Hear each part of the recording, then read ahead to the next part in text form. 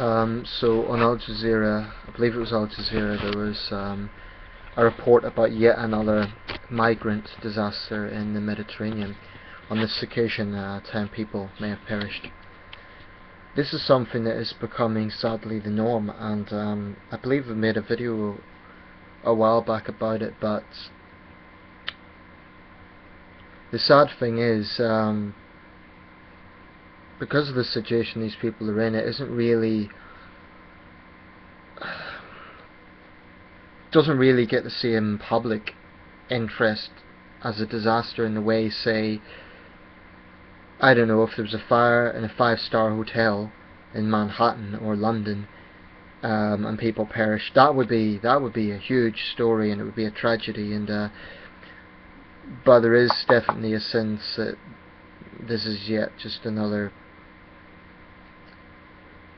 I don't intend to sort of weigh into all the complex issues behind it, except maybe touch on some of them.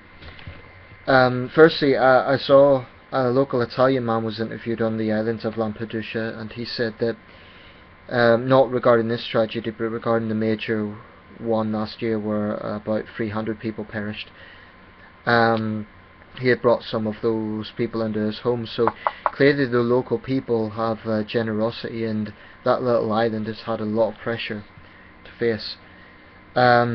Italy, the country, is under a lot of pressure as well, and because Spain has stricter controls, from what I understand. But the truth is, there's no real simple answers to this to stop these tragedies and to stop the source of the tragedies. The source of the tragedies is desperate people in desperate circumstances trying to get the Eurozone. In some cases I've heard of people walking across the Sahara, literally, to get there. They mostly come from, it's my understanding, from countries like Eritrea, Syria, Libya, all countries that have instability or war or some form of persecution or another. So these are desperate people, and you know, it's similar to the situation at Calais. Again, desperate people using desperate measures. What troubles me about the whole debate around immigration and migrants and everything connected to this, and it's not a blanket thing, there's different scenarios, but it's a tendency, especially you get it in the British gutter press, to treat these people like just statistics, like they aren't individual human beings. Each of those people have their own personality, their own character, their hopes, their fears, their loves, their interests. But there is a dehumanization almost. And I don't want to, that's not to talk about the authorities dealing with it in the Italian side. I'm not attacking them. Because like I said, I think local people have been, you know, they're trying their level best to deal with this. That's the impression I get. And I believe that the governments on the other side probably are as well. I don't want to judge them either, because I simply don't know enough to do that. One thing I will say though is there are evil people involved in this equation, and I do use the word evil because I can't think of any other appropriate word. I'm talking about the traffickers who offer to get these people on the boats but don't give a shit about their welfare. They'll overcrowd the boats knowing it's dangerous. They'll exploit money from these people, and that's utterly despicable. I've heard of cases where by halfway across a voyage they'll try and get more money out of them, and they're basically robbing people who are already poor. It might well be that some of the traffickers themselves are not in wonderful situations, but that doesn't condone their behaviour. It doesn't condone this sort of evil. And it is evil because they know the risks involved, and in some cases they even deliberately sank a boat. Or I should say in one case they even deliberately sank a boat. It's despicable.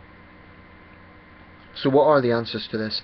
Clearly there are no easy answers, because what this is a byproduct to conflicts going on in different countries. So there's no single source problem, it's a combination of things. And as a Red Cross worker was explaining, it's slightly different from different countries. For example, The refugees from Syria, for them it's slightly closer, but for someone from Eritrea, it's a real hard slog from that country, because geographically it's much further away. Libya, of course, is an unstable state, so it's very difficult on the Libyan side to control matters. So I think there's a huge amount of pressure on Italy. So it's the responsibility of other European countries to support Italy, the Eurozone generally to support Italy in handling this, but also to put up pressure on the countries where these people are coming from to really, really crack down on people traffickers and the people who are causing this misery, overcrowding boats knowing that they will sink. I mean, today that's another 10 people perish, but this is something that just seems to be ongoing, just goes on and on and on.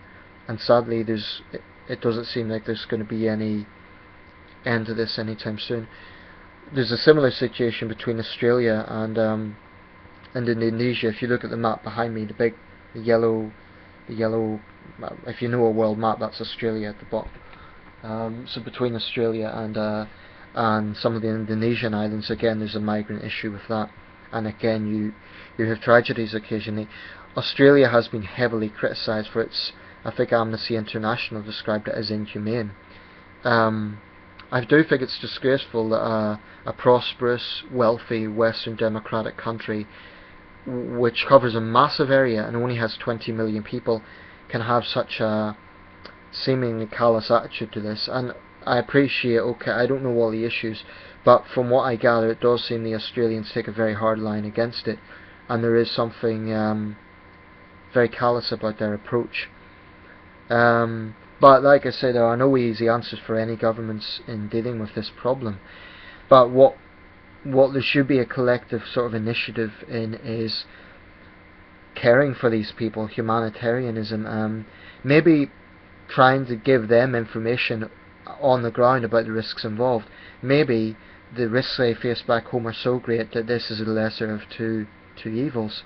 So it's tragic that some human beings have to live like this, and you know, we really, when people whinge in this country, they just don't know how lucky we've got it by comparison.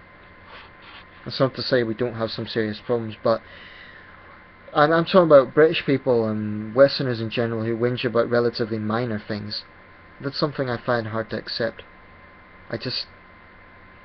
When this sort of stuff is happening in the world, there isn't much more to say really, but yeah.